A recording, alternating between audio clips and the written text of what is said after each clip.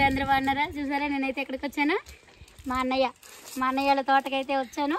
So చూసారా కాయలన్నీ ఎలా ఉన్నాయో.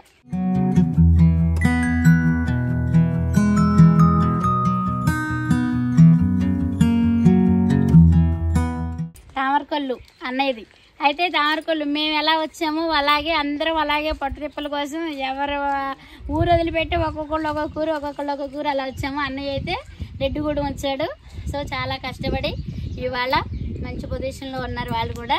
సో తోటలో అయితే ఇగో ఇట్లా మామిడికాయలు అవి పండిస్తారనమాట. కొండలోకి వచ్చి మన ఊరు వదిలిపెట్టి కొండలైనా వనదేవత నమ్ముకుంటే మంచి జరుగుద్ది, కానీ ఇది జరగదు. ఎక్కడున్నా అంతే, భూదేవిని నమ్ముకున్న వాడికి ఎప్పుడు కూడా మంచి కానీ చెడు జరగదు. అవును. సో చూసారు కదా, పచ్చడి పట్టుకోవడానికి పచ్చడి ఇక్కడే పట్టుకుంటా పచ్చడి.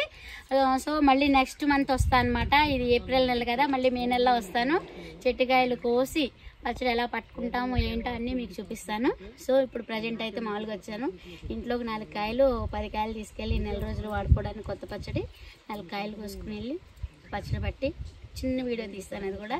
సో మీకు కూడా ఏమైనా కాయలు కావాలి అంటే కనుక కింద నా నెంబర్కి చేసినా పర్వాలేదు, మా అన్నయ్యకి చెప్పి నేను మీకు తెప్పిస్తాను.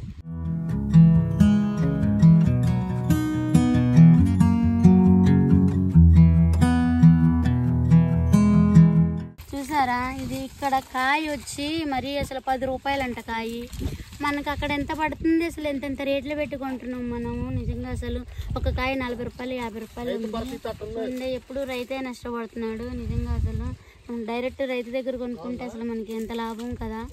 చూడండి కాయ ఎంత బాగుందో చూసారా. మా మేనగోళ్ళు వీడియో చేస్తుంది కాబట్టి నేను మా మేనగోళ్ళకి గిఫ్ట్గా ఇచ్చేస్తున్నాను ఈ కాయని. థ్యాంక్ యూ మాయ్యా. ఓకే.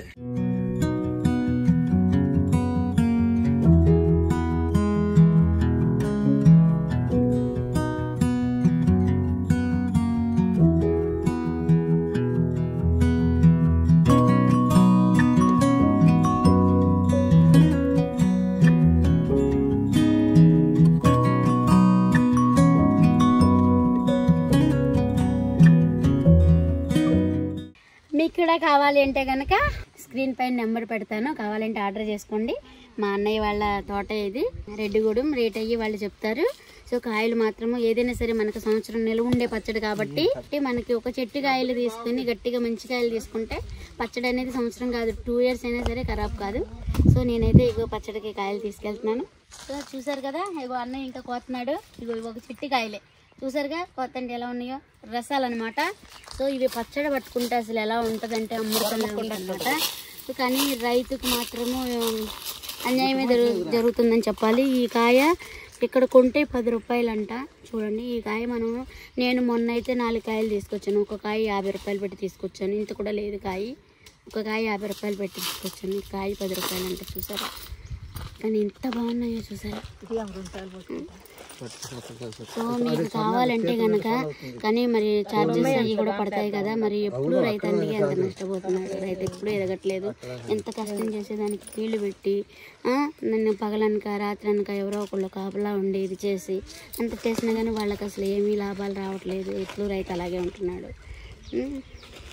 సో రైతుకి మనం అండగా ఉండాలి అంటే రైతు దగ్గర నుంచి డైరెక్ట్గా కొంటే 1 రూపాయి రైతే తింటాడు.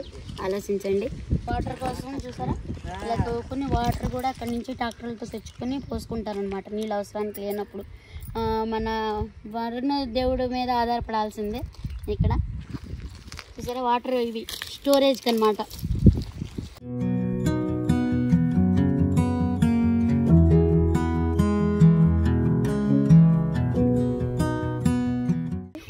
కలెక్టర్ కాయ అంటారు, చిత్తూరు కాయ అంటారు. ఇది కూడా భలే ఉంటది అనమాట.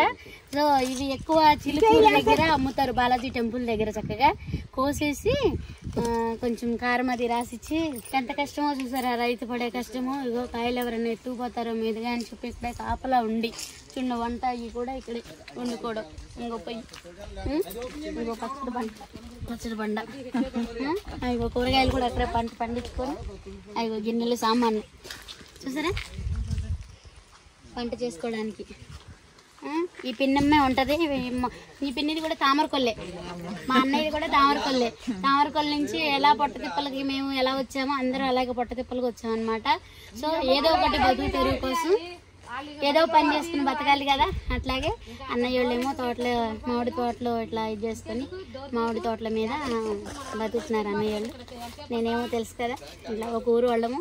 ఇవాళ ఒకరికొకరు ఎప్పుడు పరిచయంగానే ఉంటాము. ఎన్ని సంవత్సరాలైనా నాకైతే చాలా ఆనందంగా ఉంది. కాకపోతే రైతుకి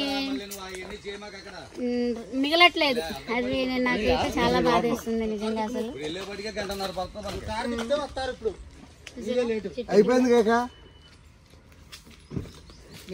మనకి అమృతమైన పళ్ళనిచ్చే రైతు చెట్టు కింద ఉంటున్నారు చూసారా.